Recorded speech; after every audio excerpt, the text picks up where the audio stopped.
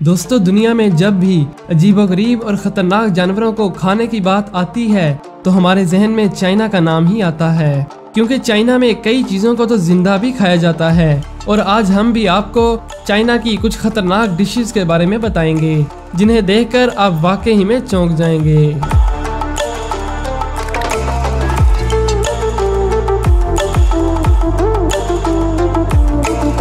दोस्तों, सबसे पहले बात करते हैं चाइना के रेस्टोरेंट्स में मिलने वाले स्नेक सूप की।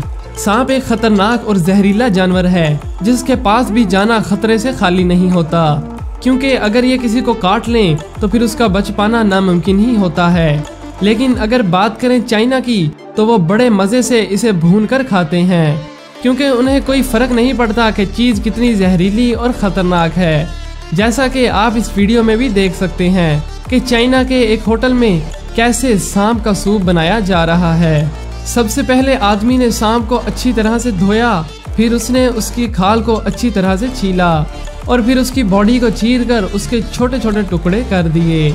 यहाँ आपको बताता चलूं कि पहले के दौर में यह स्नेक सूप सिर्फ चाइना के अमीर लोग ही खा सकते थे, मगर बाद में ये चाइना में कॉमन हो गया और अब तो हर एक शख्स ही ये सूप पी सकता है। असल में चाइनीज का मानना है कि ये सूप पीने से बॉडी में ब्लड सर्कुलेशन नॉर्मल हो जाती है और इंसान कई बीमारियों से भी महफूज रहता है।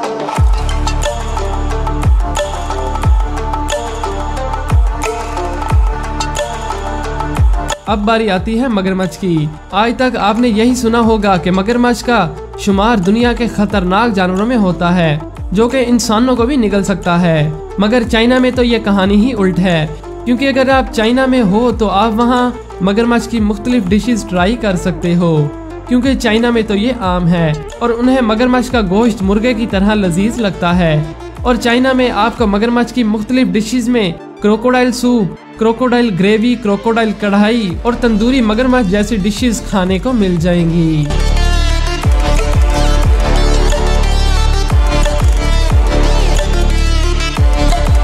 Giant rainbow lobster.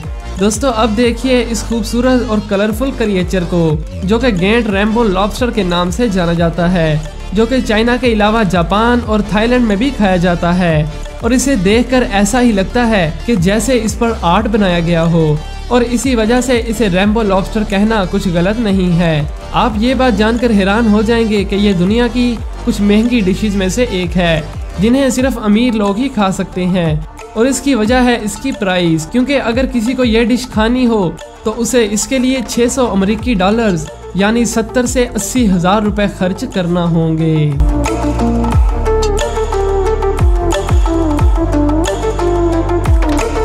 दोस्तों, ब्लोफिश और पफर फिश का शुमार समंदर के खतरनाक और जहरीले जानवरों में होता है, और इसकी सबसे बड़ी वजह इनमें मौजूद एक जहरीला मादा टेट्रोडोटॉक्सिन पाया जाता है, जो कि बहुत ही ज्यादा जहरीला होता है, जिसका कोई एंटीडोट भी नहीं। और ये इतना खतरनाक होता है कि एक बार में 30 इंसानों की जान ले सकता है। मगर चाइनीज ने तो इसे भी नहीं छोड़ा। आप सोच रहे होंगे कि आखिर चाइनीज इतनी जहरीली मछली को कैसे खा लेते हैं। दरअसल इस मछली की डिशेस सिर्फ एक्सपर्ट शेफ ही तैयार कर सकते हैं, जिनका एक्सपीरियंस काफी ज्यादा होता है और इन्हें मालूम होता है कि इसका जहर कैसे निकाला जाता है। और इसके साथ साथ खाने वाले शख्स को भी शेफ पर पूरा भरोसा होना चाहिए।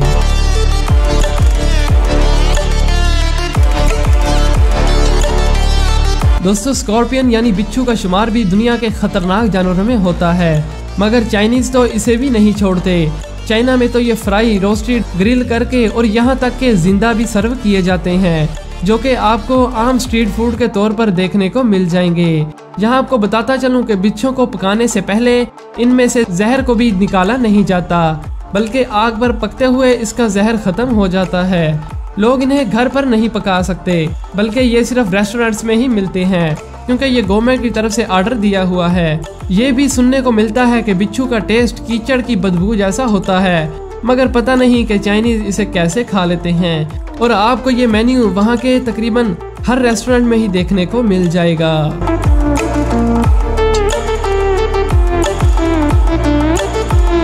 दोस्तों, अब बात करते हैं एक ऐसी हैरानकुन डिश की कि जिसमें आपको जिंदा ऑक्टोपस खाने होते हैं। चाइना में तो ये डिश आम है। दरअसल इस डिश में आपके सामने प्लेट में डालकर ऐसे ऑक्टोपस दिए जाते हैं जो कि हरकत कर रहे होते हैं, मगर कहा जाता है कि इन्हें अच्छी तरह से चबाकर खाना चाहिए, क्योंकि कई ऐसे केसेस सामने आ चुके हैं कि इनको जिंदा खाते हुए इनके टेंटिकल्स गले में अटकने से लोग सांस ना लेने की वजह से मर गए।